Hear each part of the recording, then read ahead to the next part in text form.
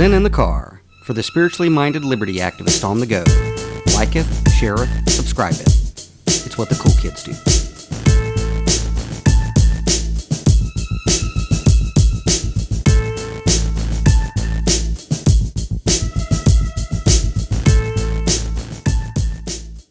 So tonight, Mona, we have Lynn Genrich and Dan Oneill. And of course, everybody who watches the Zen in the Car podcast, they see the CannabisSense Total Wellness ads and our mission to preserve and protect plant-based medicine everywhere. And of course, someone who is also with the multifaceted Liberty fleet of CannabisSense is Lynn. Hey, Lynn. Hi, guys. How are you? Good. Good. I get to hear her. Wonderful. I get to hear her all the time whenever we get patients calling into the toll-free number and we have to troubleshoot stuff. So we also have Dan. Now, are you guys with the Fully Informed Jury Association and an organization for jury nullification? Yes or no? I'm not actually with any organization with the juries, but we've had this will be our second event over the past 7 years. All right. And Lynn, are you a part of any of those organizations? I am not. I actually learned about jury nullification through Dan when he put on a similar event in 2016. So the reason that we're having this particular podcast is there will be an event February 23rd in Hightstown, New Jersey at the Castle, as we lovingly call it, or CannabisSense headquarters. So I thought this was really good. I know all about jury nullification and the Fully Informed Jury Association and what the event is basically going to cover. But Mona, my new personal assistant over here on the Starship Enterprise, is a complete liberty rookie. Like, she knows nothing of liberty. So Dan and Lynn were inducting her into activism and what it means to be liberty. So on these podcasts this season, she's learning about the concepts of liberty. So it's a perfect opportunity for you guys to educate Miss Mona as to, first, what is jury nullification, why is it necessary, and what are people like us trying to do in that. So Lynn, since you're the lady, you could take it away. Sure, wonderful. And that's great, Mona. I'm so glad to hear that. Thank you. First of all, let me actually take, I guess, a definition out of I guess some people call it FIJA or FIJA. What do you call it, Daniel? You call it FIJA? Yeah, what, FIJA? FIJA. So they are the Fully Informed Jury Association. Okay, that's right. So if anyone wants to know, well, what is jury nullification? And I'll just take directly from their website. So what they say is, in its strictest sense, jury nullification occurs when a jury returns a not guilty verdict, even though jurors believe beyond reasonable doubt that the defendant has broken the law. Because the not guilty verdict cannot be overturned, and because the jurors cannot be punished for their verdict, the law is said to be nullified in that particular case. All right. Dan, now that's from the FIJA website? That's correct. Mm-hmm. Okay. And we'll have links to that in the Christ box below. Dan, your thoughts on it? So the event is actually on February 25th, not the February 23rd. It's a Saturday. And I just wanted to make that little correction. And then so if we want to go back a little bit into the history of jury nullification, we can talk about the slave days. So now, and we also want to talk about the U.S. Constitution. So according to the 10th Amendment of the United States, not only is the person on trial, but so is the law itself. Now, this is something they don't tell all the jurors. They just say, basically, if the law says they're guilty, you need to follow this. Now, supposing someone gets pulled over, like in New Jersey, they're coming over from Pennsylvania and they cross the bridge by accident, and then they get pulled over, and this has happened, and now they're facing 20 years of jail just because they had a handgun in the back seat that held too many bullets. Now, this person never committed a crime, as far as I'm concerned. They haven't aggressed on anybody else. There's no victim to be compensated, and if I'm on that jury, not guilty. The judge might try to instruct me to tell him he's guilty. All the evidence might say, according to the law, he's guilty. or she's guilty. But I don't think there's a victim, so I'm going to say not guilty. I'm going to hang that trial, and that person is going to walk out of that courtroom and go back to their family and go back to work and still become part of society. Bear in mind, we can take this issue, we can take that scenario, we can run it through, marijuana, we can run cannabis, all sorts of different things. In the slave days back in the 1860s, if you were a runaway slave, you could be put on trial and be punished and be put in solitary confinement and beaten, all sorts of punishments. According to the law, you were guilty. Now, a lot of people back then did not believe in slaves, so they said not guilty, and the slaves would go free. So this is the first case in the United States of jury nullification being, in a really large scale being used. Somehow, though, whenever you say the word jury nullification, a lot of people say it's racist or whatever else. So it's funny, though, how it's really the opposite of racism. This is actually, its roots are really in, freeing the slaves. So I can keep on going on and on, but I just figure I throw a couple things in there like that, and then I'll turn it back over to you, Dan.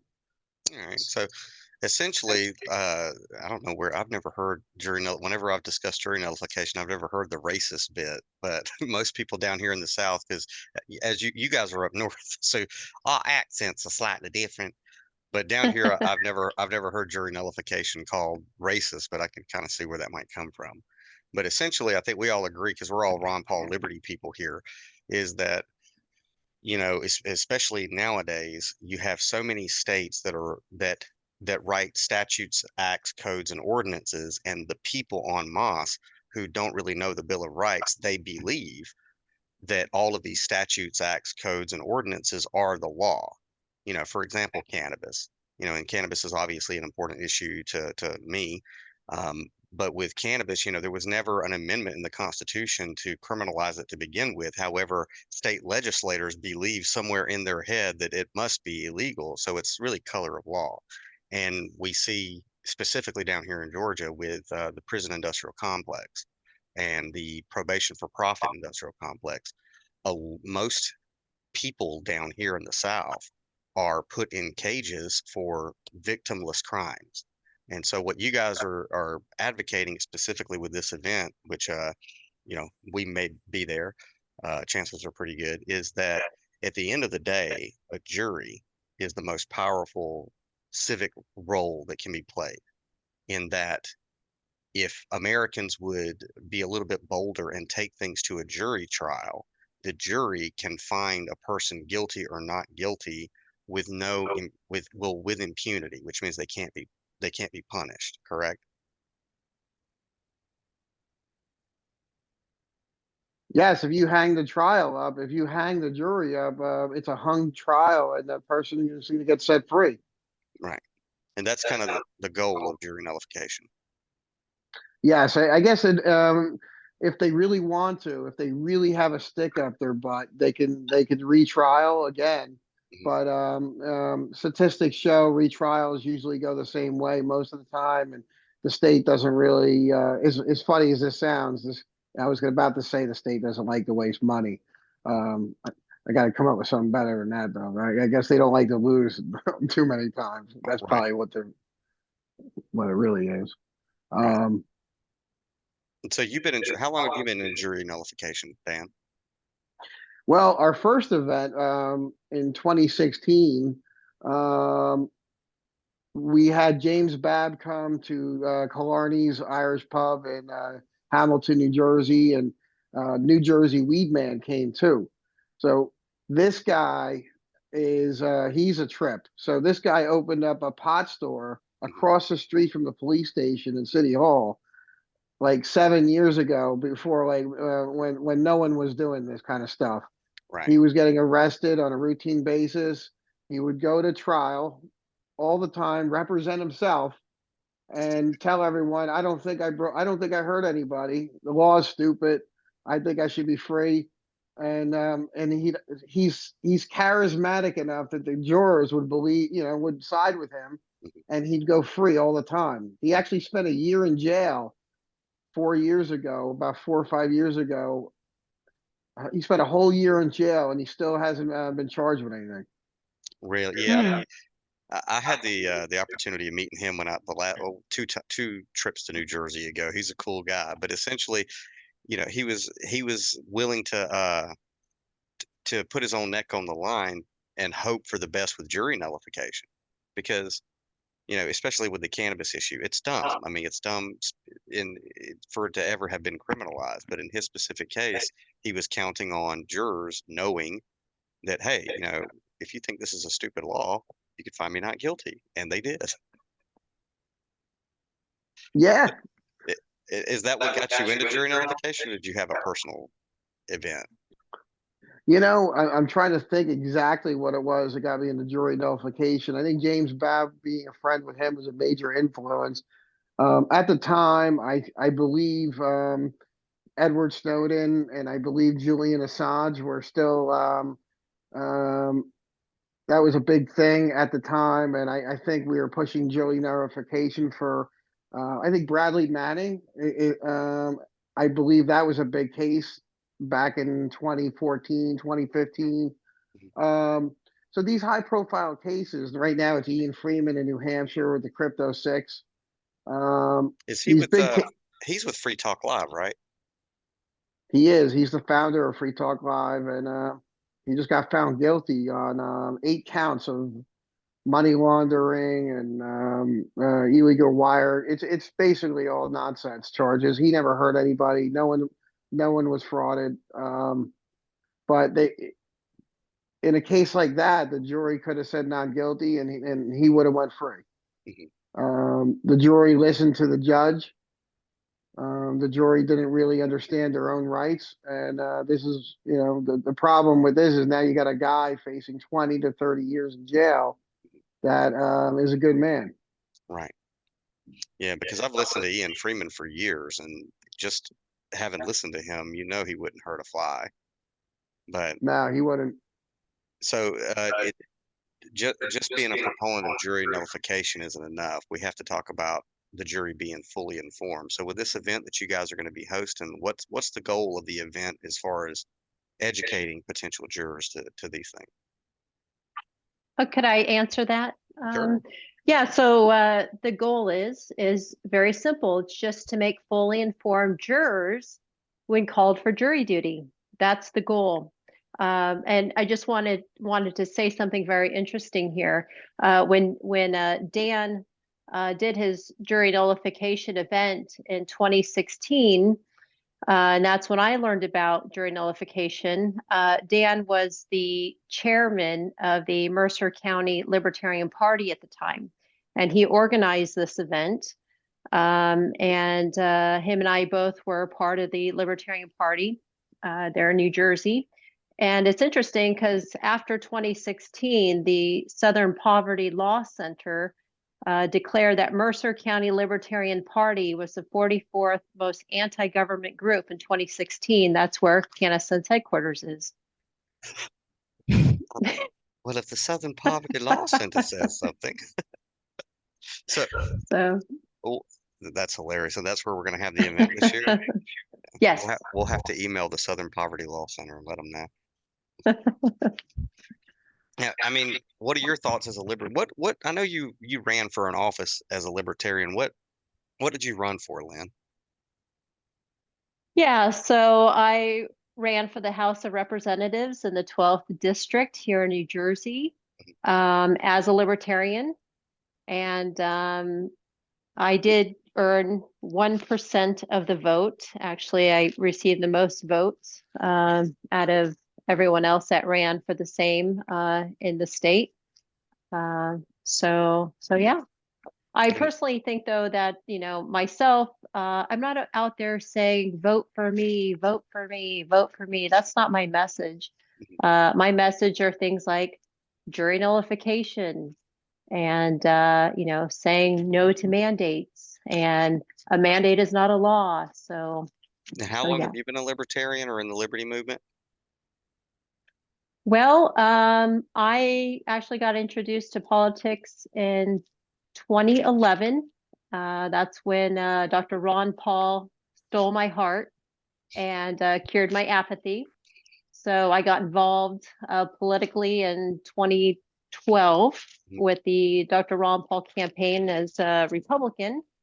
When he did not win, of course, at that time, I thought he had a chance because his message was so wonderful and beautiful. When he lost, and I saw exactly, all the corruption in politics, that's when the Libertarian Party came to me and said, "Hey, check out this guy named Gary Johnson." Now, I never was a Gary Johnson supporter. However, I did enjoy what the Libertarian Party had to offer, their message. So I got involved with them. And so I'd say probably since 2012. And so, Dan, you got into Liberty because of Ron Paul too? Yeah, definitely. Funny story with me is I was reading, I went to the bookstore and I bought a book called George Bush Decision Points. And I also bought another book. Actually, these books were given to me. Another book, Ron Paul, The Revolution, a Manifesto. So I decided to read both of them at the same time. And I'm listening to the one book where George Bush is explaining how he started all these wars and he's doubling down on them and all this massive debt and spending and just this giant disaster of whatever's going on in the Bush administration at all times. And then I'm listening to Ron Paul explain how none of this needs to happen. We can all be free. We can all be prosperous. And he just breaks it down perfectly. And every single thing that you would ever wonder, like, well, like, why does this happen and why does that happen? He tied it all together and put it in this book. And I was like, oh my God, I got to find this guy. So I found Neil Schloss and I found Canasense. Well, actually, at the time, it was Ron Paul headquarters. And then we were making phone calls and I went down that rabbit hole. And now I realize this is not Republican versus Democrat. This is a spiritual war that we're in that's going to be going on for way before we were here and way after we're here. And I believe that God is the truth. And that's what we always need to seek. And that's why I'm here. I'm not here to win an election. We're not, the chances of that happening are astronomical. I am here to preach the truth and spread the truth and be with my fellow brothers and sisters that are wanting to walk the same direction with me. And we can bring other people along the journey with us. And that's what really gets me going, that kind of stuff. Right. I'm glad you said that, and let me dog ear that. But Lynn, and I wanted to ask both of you this question too. So both of you came into the Ron Paul movement. Dan, first, quickly, before Ron Paul, what was your political affiliation, or were you even politically aware? And then I want Lynn to answer the same question, so Mona can hear how we all got pulled into Ron Paul's cult of freedom. So what was your political leanings before Ron Paul? Well, before that, I used to be a Republican operative. I was a neoconservative. Everything that Rush Limbaugh or Sean Hannity said was the gospel because they used to think for me. Because I remember when you're in that cult, and it really is a cult, they think for you. They tell you how you're supposed to feel about things. The news programs you, and then you go and spout this stuff out at the coffee room and the water cooler and everywhere else you go all day. And when I read that book by Ron Paul, and I realized, oh my God, you didn't know. Exactly. Lynn, what was your political leanings before Ron Paul? Sure. So politics was something that I grew up in, not necessarily in activism, but my father raised me to be a hardcore conservative. So, I always believed myself, even as a child, that I was a Republican. And even though I wasn't old enough to vote and whatnot, I just knew my father was a Republican and therefore I'm a Republican. I had so much respect for him. And it's so funny that Dan mentioned Rush Limbaugh because it was my sophomore year in high school. Everybody had a report. And for some reason, I don't even know to this day why, but I wrote a report on Rush Limbaugh. And so I remember even even in those days, I paid attention because when my dad sat in the living room and watched the news, I sat in there with him and you watch someone you admire doing something, you want to do the same thing. So I kind of got sucked into that. And so that's kind of where it started. And that's why the day that Dr. Ron Paul was on stage, and he was speaking, he was running for the presidency. Of course, I knew even though I was an adult, I knew my dad was at home watching the same show, and I was going to sit there, and I felt like I was doing my duty, and I was this great American. And then all of a sudden, this little man is talking about how we shouldn't be meddling in another country and starting, wars that are causing us to be further into debt. We're losing our freedoms. It's none of our business to be in another country. And I felt like my heart, like he stole my heart. Like he just, through that television, he just ripped my heart out, stole it. I fell in love. I wasn't even on social media at the time, and didn't even know how to be on social media. And so at that time, I thought, gosh, I got to find out who this guy is. I just, since that day, has changed my life for the better. I think my perception on things from now on is just completely different, and I'm a changed person because of it. But yeah, I was definitely that hardcore Republican. Neocon is actually what it is. I was a neoconservative. Right. So can I tell my story? So Yes, please. Yes. how I was indoctrinated. So I was a Sunday school teacher in the Baptist church in the South. Okay. So this is after 9/11. So you go to Sunday school and you go to church every day, and what you hear is all you know is that Muslims are bad, right? Because they don't go exactly by whatever we're teaching. And that was kind of what we heard a lot. And we also heard things like when I would read, in the New Testament about the main character, Yeshua, being the Prince of Peace. And I found conflict as a spiritual person reading about the Prince of Peace, but then from the same pulpit, war being advocated. It just didn't make sense to me. On a spiritual level, it didn't make sense to me. So I was like, I need to be more informed and involved in what's happening in my country as a spiritual person. That's what we're encouraged to do in institutions of, religion. Um, so I started at the time, driving back and forth I had a job where I was always in the car. So talk radio came up in my awareness. And, my dad had also listened to Rush Limbaugh and tried to do his civic duty and listen. He didn't listen to the newer ones like Sean Hannity, but Rush Limbaugh, he would listen and then kind of do his own research and then go vote, right? So when you're stuck in the car for hours on end and you run out of music, you listen to talk radio. I'm like, okay, I need to get more active. So here's Rush Limbaugh.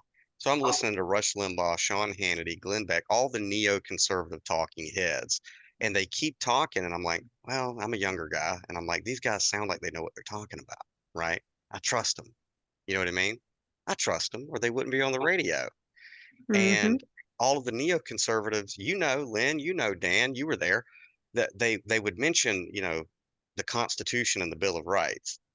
And here I am riding along, and I'm like, yeah, they really, yeah, they're patriotic. In the back of my mind, I'm like, but I haven't really read the Constitution. You know what I mean? So, come on, Daniel, what are you doing? You are trusting these guys to think for you. You know what I'm saying? On these issues, it is a small document. Maybe you should read it yourself. You know what I mean? And stop letting Sean Hannity tell you that he's a great American and he's for the Constitution.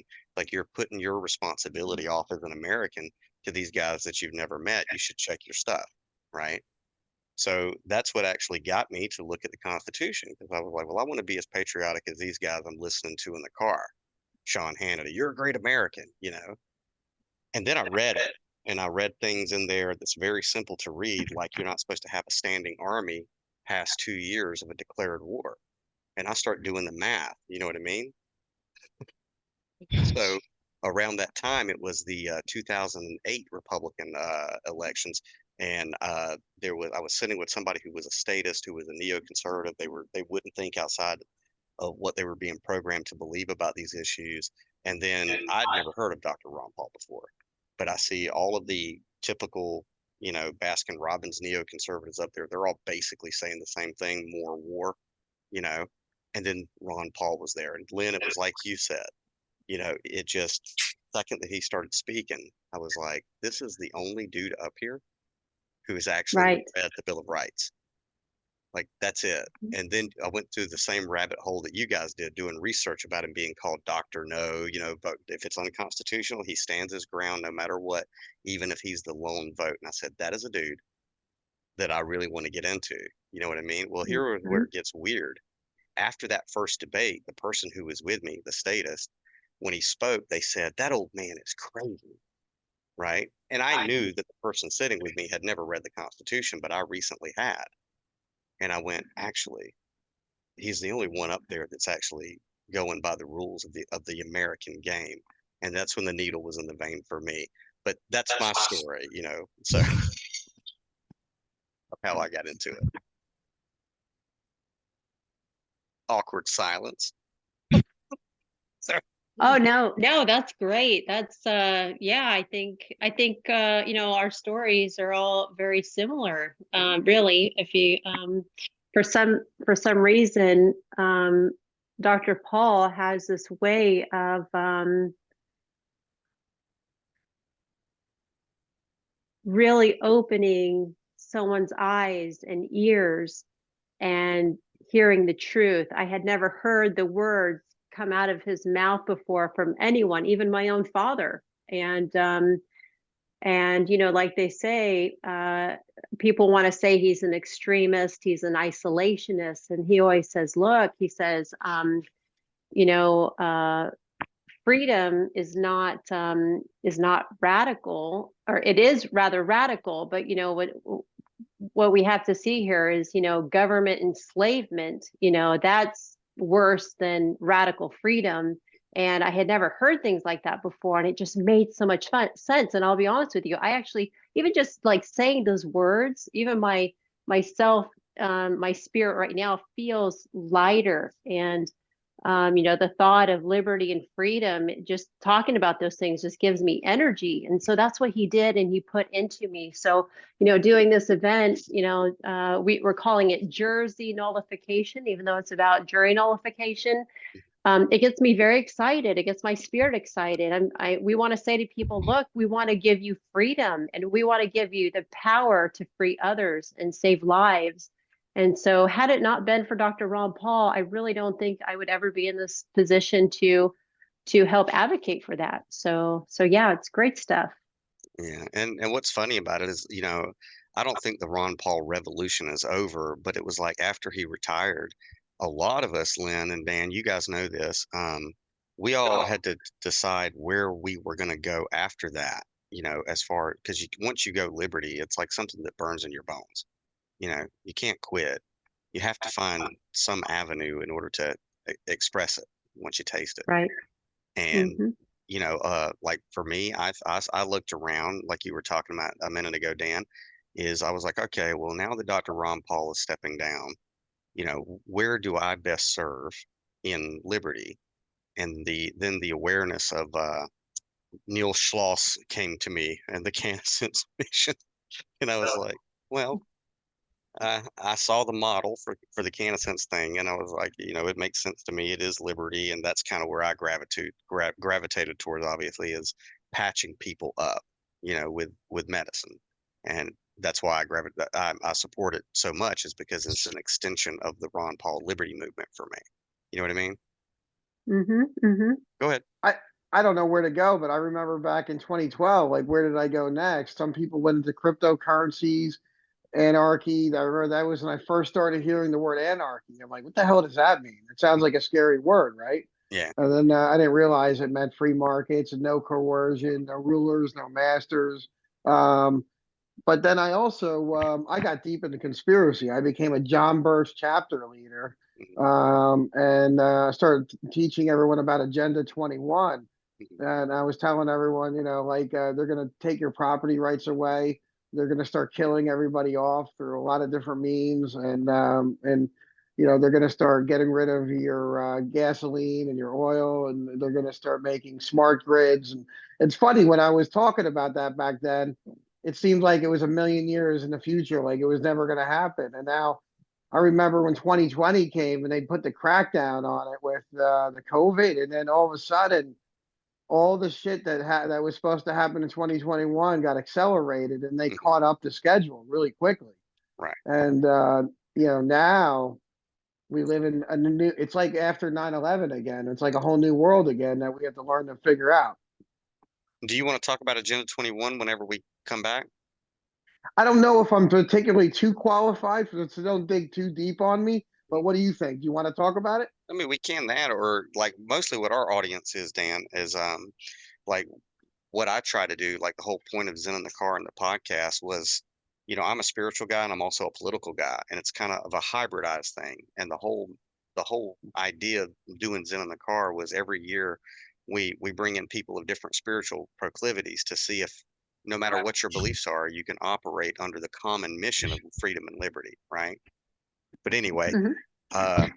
so we put a dog ear in it earlier, Dan. But if you guys are open to it, because I am a spiritual person and I love hearing other people's spiritual stories, you started to touch on your political activism, specifically like with jury nullification, coming from a spiritual place. You want to talk on that for a minute? Because I geek out when people tell me how they got on this path. Yeah, well, the reason can you my audio is good, right? Okay. You're good. Well, the way I look at it is if I feel as though that there's people being enslaved around me, and I just walk by them and I don't say anything and I don't help them and I don't try to do anything to make their life any better. Um, what purpose am I here for? It's just not really Exactly. right. Mhm. So that's human enslavement is really what we're fighting in a lot of ways, and to be spiritually free, to be free from this is a journey for me, and it's just who I am and what I am, and so jury nullification is just one aspect, one tool that and we can use to help another person out, to maybe free somebody. You know, that's where I get this kind of stuff from. So Is in there a my, partic- is there a particular faith that you ascribe to, or scriptures that you ascribe to? I really don't. I look at Jesus Christ as like a person, and that I hope that that story is true. And as far as the type of, I also don't feel as though the guy that I think he is represented by the churches at all whatsoever. So, and I'm not even sure about the Bible. It was written, I think, 600 years after he was dead. So, just saying, I'm not trying to start any controversy, but I Oh no. also think that we've been lied to about a lot of things, and we need to use our own God-given truth seeker to sort through a lot of this nonsense that's going on these days. Right. I am right there with you when it comes to that. Uh, I mean, I'll get into it in a minute, but Lynn, if you don't, do you mind tell it? Because for you, is it the liberty thing? Is it a spiritual thing for you too? Yeah, it absolutely is. My story is a little bit different. My dad raised my brother and I in the Lutheran Church. My dad's side of the family is German. And so, growing up in the Lutheran Church, I guess I could relate to a lot of what Dr. Ron Paul had to say. And I saw Dr. Ron Paul as a very God loving, fear loving, excuse me, uh, God loving, God fearing man, which actually reminded me a lot of my dad. So I think that kind of drew me to him. But as I got older, I started to question, the Lutheran religion, and I had a lot of questions. And so when I learned about a man by the name of William Cooper, or Bill Cooper, Mhm. he really opened up my eyes and my heart and my spirit, and questioning everything. Well, I have never had so many questions in my life. Dr. Ron Paul had me asking so many questions, and then Bill Cooper just accelerated it for me. And so, he got me onto the questioning all religions. And and I love what Bill Cooper said. He said, look, he doesn't claim to be a Christian per se, but the best thing he can find in this materialistic world is the words that Jesus spoke. Other than that, he doesn't really care for anything else, but just to clench onto those words are just the most beautiful, righteous things he could ever find in all the writings of the world. So, not to say that, I mean, I'm still questioning, right? So I'm still learning, but I really like what he had to say, and I know I'm just, I'm not saying it verbatim or anything, but anyhow, yeah, going from a hardcore Lutheran church to I'm questioning everything. And I also feel that it's healthy. It feels good to question things and want to learn. And so that's just kind of where I came from. Now, Mona, I know you've read Bill Cooper's. I love Bill Cooper. Like, where were you? Nice. I've read, it was a long time ago. What was the name of his book? Do you remember? Behold Lynn? the Pale Horse. Yes. Yes. Behold the yes. Pale Horse. Mhm. Yep. Yeah. But yes, I have listened to numerous videos of Bill Cooper on YouTube, and read that book a long time ago. But yeah, I love Bill Cooper. What did it change for your spiritual evolution? Because I haven't read it, but I've heard a lot from it. I mean, he just opened my mind up to, I didn't really get into it for the political side because Bill Cooper was really talking about alien life. Like, did you ever research that part of Bill Cooper, Lynn, when he was talking about aliens and all that other stuff? Yes. So I did. yeah, so he's the one that really jump started me on, like, how like Star Trek was your thing, but like Bill Cooper he just expanded my mind when it came to What did he say about aliens? well, he well, he was assassinated by the government, but he was coming out with things that he was Allegedly. saying that the government was in communication with aliens. Is that Lynn? What are your thoughts on that? Is that in the book? I mean, I know it's in the book. I'm not saying she's lying, but what are your thoughts on I guess, extraterrestrials? right. And that part of the book. Well, I honestly, I'll just put it out there. I don't believe in aliens. Now, all this propaganda that, the media, the government wants us to believe in. Do I think, is there some sort of spiritual entity? Sure, absolutely. But aliens per se is not something that I believe in. I don't believe that Bill Cooper, he didn't believe in aliens, but he did believe or say that what would happen in the future is that whether it's governments or some sort of entity or group of people or society will get the entire world to believe that there are aliens, so that if we could all unite and believe that there are aliens, so in other words, something else that is our enemy as a worldly enemy, then that way this society, group of people, cult, if you will, can then enslave all of humanity.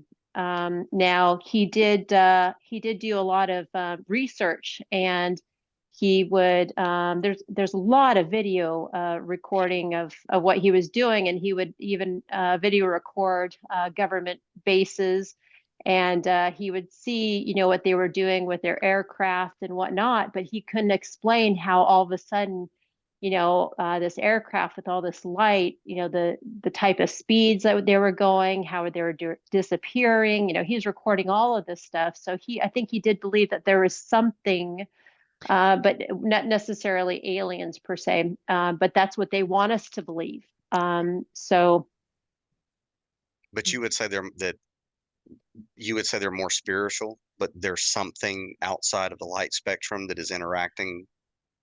sure, some sort of energy or force or something, but not in the form they want us to believe, I guess, I think that's Bill's message. Now he did work, he did work for the government for many years, and what happened was they recognized his high level of intelligence, and he believed that as he climbed the ladder and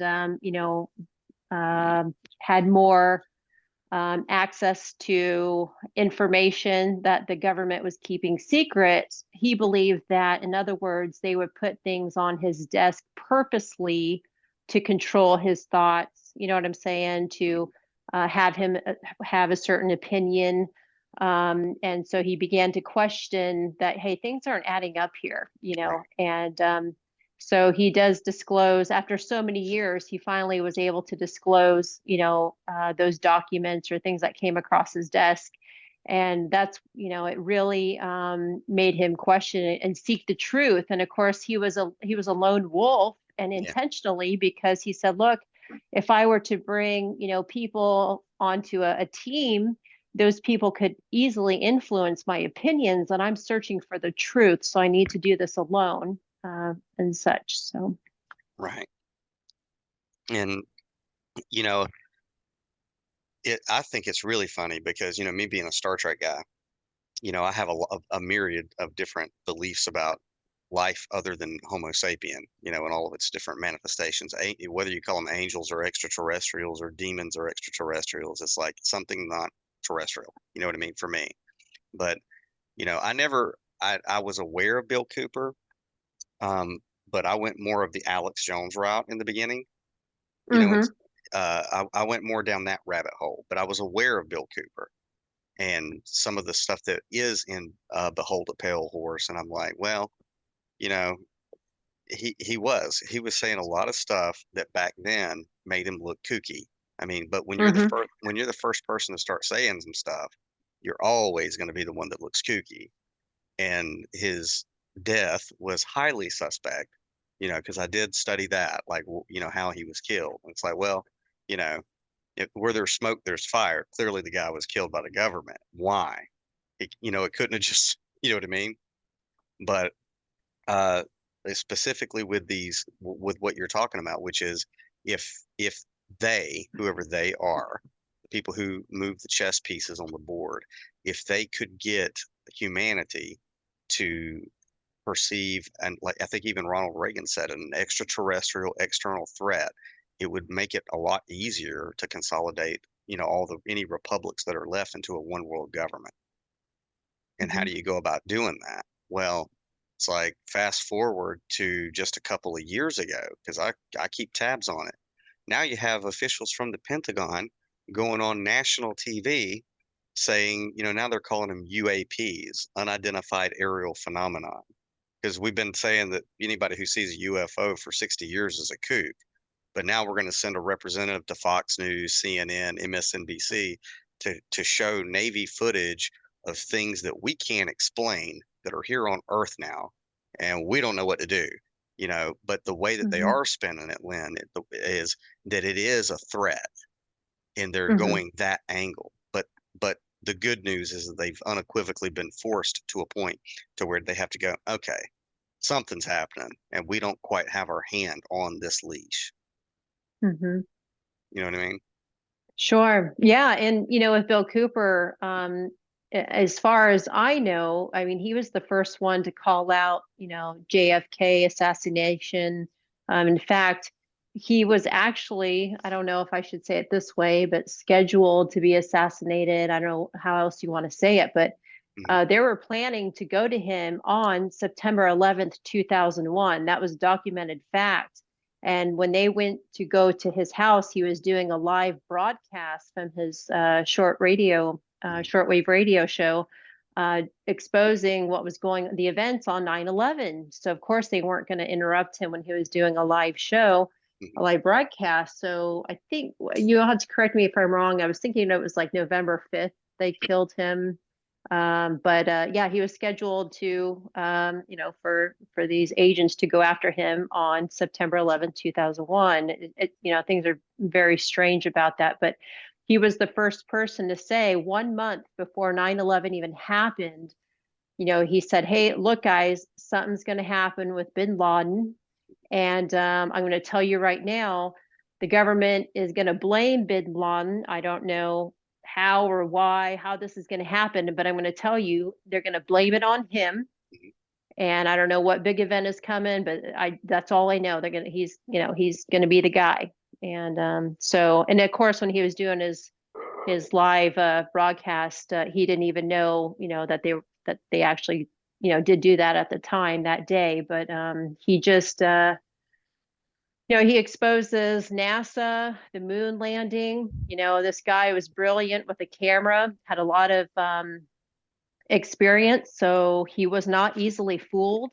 And we could talk about a lot of different what people call conspiracy theories, and he just plowed right through them. And so anyhow, yeah. Yep. I think you guys are referring to Project Bluebeam, right? Go ahead and explain Project Bluebeam. I think Project Bluebeam is an actual like classified document, or is unclassified now.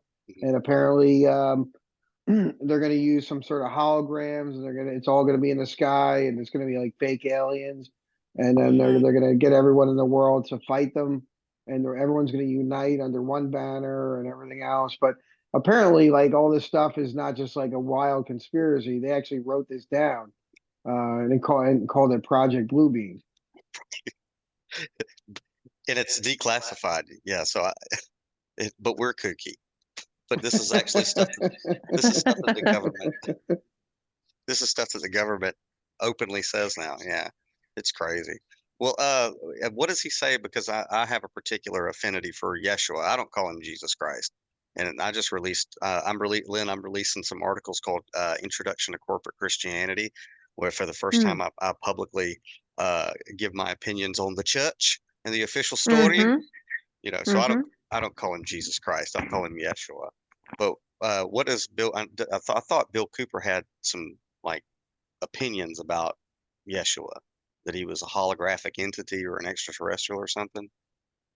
I'm not familiar with that. I feel like I'm still an infant in my learning of Bill Cooper's teachings. He did call him Jesus. But I don't think he believes or believed rather, after all his research, and he knew the Bible very well. But I don't think he believed a lot of it. I think he, again, he said pretty much religion is BS. And but the best thing that he could find, or I guess all his years of research, it's just Jesus's words that he spoke. It's my understanding that he believed those words to be true. Other than that, it's like everything else is BS. So, gosh, you're actually encouraging me to study more about Bill Cooper. So, but yeah, but I will say the one thing he does do very well, though, is he exposes, a cult, and how they're manipulating the world with their religions, with their cult, with their symbology, with their numerology, with all kinds of things. So that's the one thing that he made it his whole life mission. And I don't know if you know this, maybe Mona knows this, I'm not sure, but the day that he decided to take this journey, and what opened up his eyes was I think it was that movie. I think, correct me if I'm wrong, is it called 2001, where they're in space? Yeah. Yes, Space Odyssey.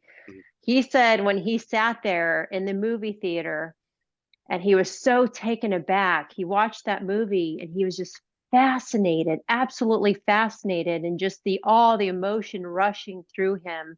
And he said, I don't know what just happened. I don't know what I just watched or how I felt, but I'm determined to go find out. He said, I don't know what's happening, but somebody somewhere is relaying a message, and it's my duty to find out what that message is. So that put him on, the path to research. And of course, he wasn't even done. It would take multiple lifetimes to even, he couldn't even take a fraction of the information that he was seeking. But that's what put him on his journey. And then after that, he was able to break down piece by piece what the movie was about, what the symbology was about. And and so he just trucked through things from there. He just had, he was, I guess you could say, illumined. And so, which is kind of funny. I feel like he was trying to expose the illumined ones, and in a sense became illumined himself, right? So, but anyhow, yeah, just great stuff. So if you're ever interested, I can send you some stuff your way for more information. Yeah, no doubt. And he's not wrong, because Lynn, I have studied the occult probably my whole life. Now that I think about it, Mhm. it's always been around me. I've always been fascinated by it. And from a young age, I have read the occultic books. And, it's almost like, for example, my dad once, it was before we went to go see Saving Private Ryan. And my dad wanted me to read Mein Kampf. And I was like, why do you want me to read that, Daddy? And he's like, son, you need to know what your enemy is up to and what they are Mm. capable of. Mhm. And so Mhm. now I look back on now I haven't read Bill Cooper's book, but I have gone down the conspiracy theory road and can see the nature of, you can look at the world and you could tell something's not right. You don't have to be a conspiracy theorist to go, this is dumb. Like everything that's going on is dumb. The world is insane right now. It's lost its mind. You know what I mean? Like, for example, with Mhm. things like jury nullification, we're putting human beings in Mhm. cages for victimless crimes and plants, mandating what people can and can't put in their bodies, and it's insanity. You know what I'm saying? So it's like Mhm. Mhm. when you talk about the occult, me having studied it my whole life, and I look at how it is being perpetuated through media and we had Adam DeArmond on not too long ago, where that we were talking about even, the way that the music is, or the soundtrack is to video games now, that it's so Mhm. integrated to make people apathetic, uninformed, and just to trust the fate of their existence on the government, when the government is filled with psychopaths. And Right. it's not a stretch to even say that. It's Right. And obvious now. mhm. Right. And it's interesting. Dan and I are volunteers for Mark Passio, Mhm. and Mark Passio said something that reminded me of the words I heard come out of Bill Cooper's mouth. It just really strikes me. But he was on a stage, and he was just drilling this information into the audience, and he just really wanted the audience to absorb what he was saying, and he was trying to shake them and wake them, and he says, listen, he says, you cannot win a war. And again, this is not verbatim, I'm just how I remembered it. He said, you cannot win a war against an enemy that you know nothing about. He said, and I am in a position to tell you, you are in a war and you are losing the war, Mhm. because people have no idea who or what they are up against. Yeah, and it's people like Mark Passio who equip me with a lot of the occultic eyes to see what was going on. And, listening to him heavily influenced the decisions that I've made in my life, for good, or Mm-hmm. for good or for ill, but at least, but you're right, like the passion that you're talking about with him, like, and breaking down movies like Bill Cooper, when you do see, Mm-hmm. you're able to decode these subliminal messages specifically through movies. But Mm-hmm. like Bill Cooper and a few other people like Jordan Maxwell, Mark Passio, now I'm pretty good at decoding movies, guys. She can tell you I'm pretty good at breaking it down and showing you this is this, this is this. But Mark Passio a few years ago did a breakdown of the Matrix Mm-hmm. trilogy in conjunction with these ideas that we're talking about, that were being controlled. And Mm-hmm. of any breakdown of the Matrix movies, maybe other than my own, uh, Mm-hmm. Mark Passio's was fire, because it's like it's everywhere. They have to tell you what they're doing. They have to, Mm-hmm. Yes, in plain correct. sight. And go ahead with that. I'm sorry, because I'll eat up some stuff about the occult. But go ahead, Lynn and Dan. Oh, oh no, yeah, you're absolutely right. That's just it, is that it's amazing, absolutely amazing that like Mark Passio says, he says all the information is out there. They're not hiding anything. but you got to go out there and research it, and then and people just go, no, that's not really going to happen. And they're telling you this is what we're going to do to you, and no, that's not really going to happen. It's amazing. It's amazing. Right. And Dan, he was going to say something about, and you can go as far as you want to with it, Dan. Like they have to tell you in advance, and we had touched on during the break Agenda 21. Now, Mona doesn't know what Agenda 21 is or anything like that. Can you spit what Agenda 21 is? And when they came up with Agenda 21? So in the year 1992, George Bush Sr. signed the 1992 Brazilian climate deal or whatever.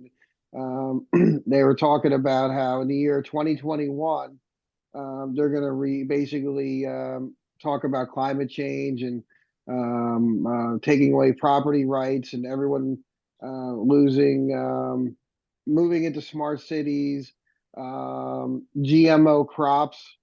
Small farms will be gone. The collapse of the dollar, a whole bunch of stuff that like 10 years ago even was conspiracy. Now we're living. It was a big eugenics agenda too. Apparently, the world is overpopulated, so they need to get rid of a lot of the humans too, because that was part of the plan. So now we usher in 2020. The COVID regime and all the stuff, all the rules they put down, and I think they implemented 2021 really fast because they were falling behind schedule, and now they're right on schedule. And now they're talking about 2030, the World Economic Forum, central bank digital currency, more really good stuff coming down the pike for us, right? Right. And so to expound, kiddo, Mm-hmm. Mona, you can look at me. I'm over here.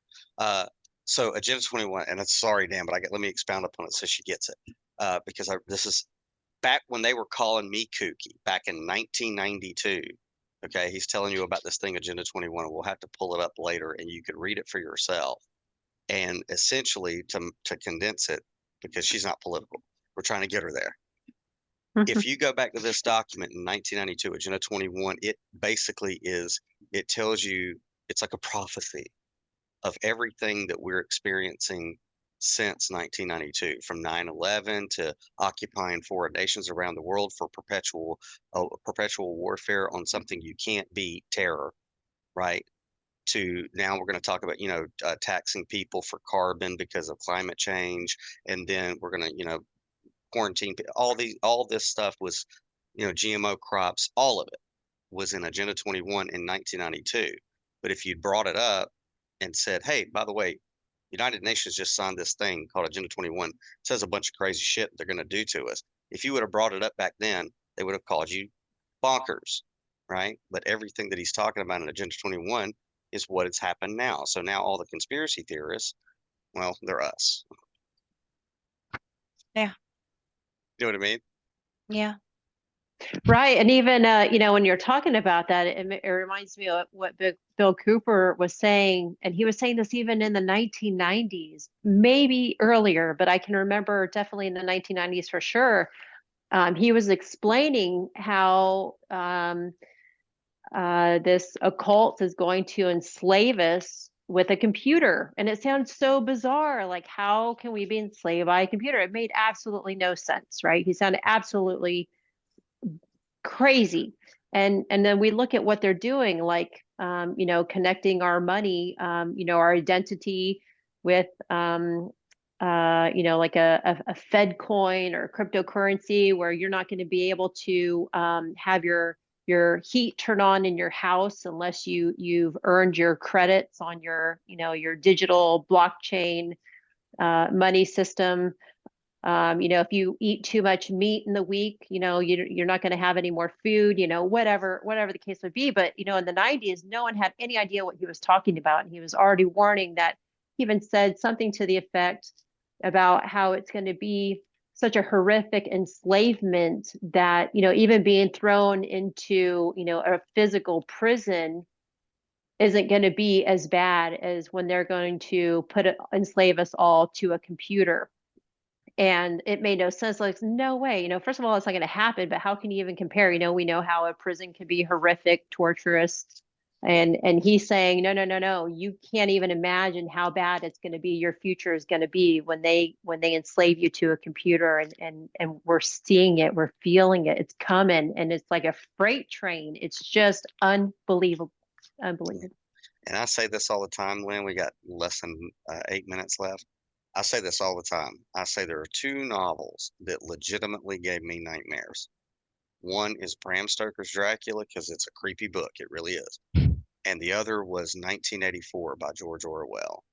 Because when I read that, I'm sitting here going, now he wrote this in 1948, and he's talking about flat screen TVs with two-way cameras and microphones back in 1948.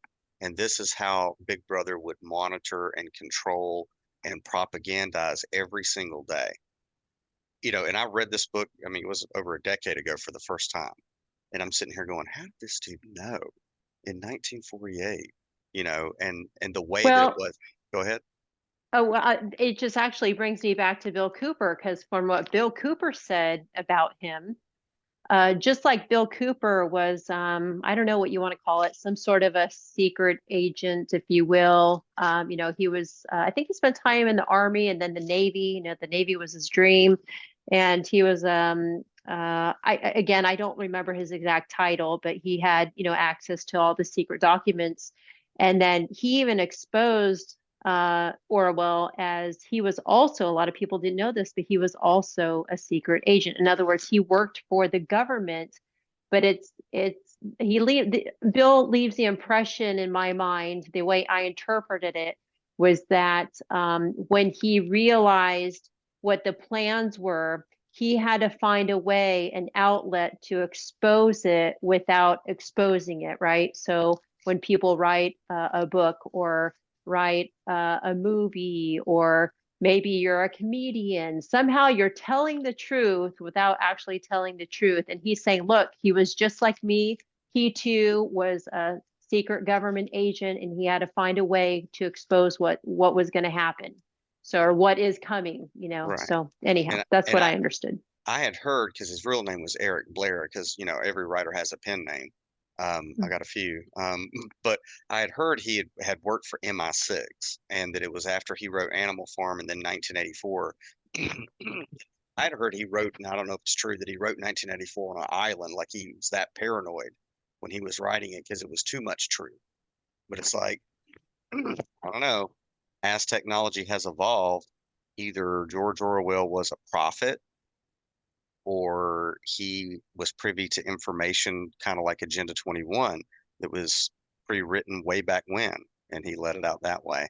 But I tell you what, you guys, it's getting late, but you guys are always welcome to come back on, and we keep talking about this stuff, because this is my wheelhouse. But we got 5 minutes left, and so we could, and anybody who shows up at this event in New Jersey, we can all hang out at the Canasetts Castle and talk kooky conspiracy theories. So when is it? Tell everybody where, when it is and who's going to be there, and plug away. Yeah, just real quick. So the event is Saturday, February 25th. Doors open at 5. We'll have a social. This is when we want the Liberty folk. We want you guys to network and exchange numbers and whatnot, and get to know each other. We'll have the educational proceeding from 7 to 9, approximately, maybe a few minutes earlier, maybe a few minutes later. And then there's going to be a mature audience for an after party at 9. This is being proudly sponsored by the Mercer County Libertarian Party, the New Jersey Libertarian Party, Canasetts, woohoo, New Jersey Human Action. If anyone wants free tickets, go to njfreedomfest.com. You're going to see Mike Salvi. Mike Salvi is a Dr. Ron Pauler. He used to lead End the Fed rallies in Philly. He has years of experience organizing networking meetups and outreach for the Fully Informed Jury Association. James Babb, again, he's an abolitionist. He's a Pennsylvania-based outlaw, unapologetic libertarian activist. He's the co-host of Punk Rock Libertarians. He travels to many cities, and he teaches individuals the significance of jury nullification. We also have, of course, New Jersey Weed Man. He's the founder of Legalized Marijuana Party. He's been arrested, convicted, for some of his activities.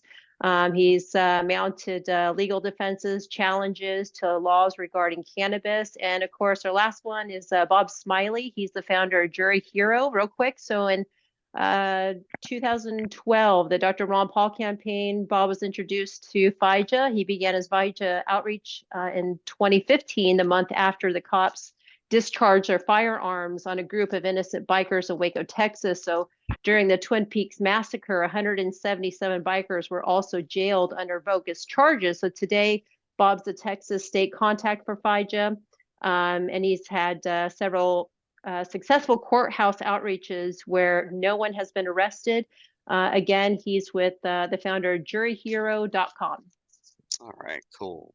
And Team Zen will be there. So it's going to be like a who's who in the Liberty Movement reunion type scheming and plotting to take over government and do nothing is what the meme says. So, Lynn, this will be Mona's first like Liberty activist event. Tell her what you guys tell her what kind of things she can expect whenever we go up there. Absolutely. Dan, you wanna share? Oh, well, she's going to meet some of the coolest people, all in the same place. I think some of the guests in our audience are going to be very interesting people, and we might have some heavy hitters as guests that are sitting in there. Also, we are doing a big presentation on the occult in September, headed by Mark Passio. Okay. So maybe later on we can talk about that, but when you come to this event, there's going to be, when you walk into Canasense, you can get whatever medicine you want. There's going to be beer, wine, and soda. There's going to be coffee. I think there's going to be Morgan's Grill. You can get barbecue food. There's going to be music, I know. Yes, lots of music. I don't know. We might have all sorts of music, to be honest. I know we have a steel drum. We might have a piano player coming too. Right. And the networking and the social environment before and after the speakers are actually sometimes even better than the event itself sometimes. Right. All right. Well, we got 1 minute and 30 seconds of the clock, but we'll have you guys back on before the event again, and I'll put this out as soon as we can. So I think we got all the link in. Lynn, if you could send me the links to everything that you want me to put in the Christ boxes, and we'll do that. Oh, sure. But yeah, Awesome. you guys, yeah. we'll have to pick it up back where we left off with like the occult and stuff. In a, Yeah, I don't know, a absolutely. few days, right? It was Awesome. nice to speak with you, Dan and Lynn. Yes, you too. I think you guys are going to have a great time. I hope you make it. So you guys, you're going to love everyone. Everyone's going to love you guys. Well, so thank you so much. Lynn, she has jumped headfirst into this world. So yes, that's great. And you know what? You're with the right people. For some reason, something just attracted the right people to you. So you're going to have a good time and a great experience. Yeah, I mean, you guys can tell her when you step into this world, your entire old life destroys in front of your very eyes. But it's like, right, it's worth it. Mm-hmm. Free. Nobody ever said freedom was free. It costs some shit. Right. And I'm going to learn from you guys because I've never, I guess I really haven't opened up my spiritual side so much. Maybe I've even been afraid. So I can actually learn from you guys as well. We'll get you there. Anyway, love you guys in Liberty. We'll see you soon. See you soon. Thanks, guys. Later. This goodness has been brought to you by zenandthecar.com, powered by Canasense. Canasense Total Wellness provides Americans in all 50 states with lawful, organic, lab-tested medical cannabis and therapeutic psilocybin to its members. Membership to join our collective is as simple as filling out a sponsorship form at canasense.com, uploading a photo ID showing 21 and up, and putting Zen in the Car as your sponsor. Once your sponsorship form is approved, members will have instant access to our apothecary to view and order from our menu filled with flower, edibles, vapes, topicals, supplements, and a myriad of other intake methods best suited to your needs on the path of recovery and wellness. The mission of Canasense Total Wellness is to assist all Americans in life, liberty, and the pursuit of happiness through our God-given right to plant-based medicine. They provide discreet shipping nationwide, typically within 3 business days on most orders. Links to their sponsorship form are in the Christ boxes on whichever platform you found us. Or just make it easier on yourself and scan the QR code thingy on your screen now. Obtaining your clean, lab-tested medicine doesn't have to be complicated because CannASense is common sense. Join Team Zen in the car on the journey throughout the Uberverse with the right vibe. And don't forget to like it, share it, and subscribe it to all our super neato internet doohickeys. Zen in the car. It good for you.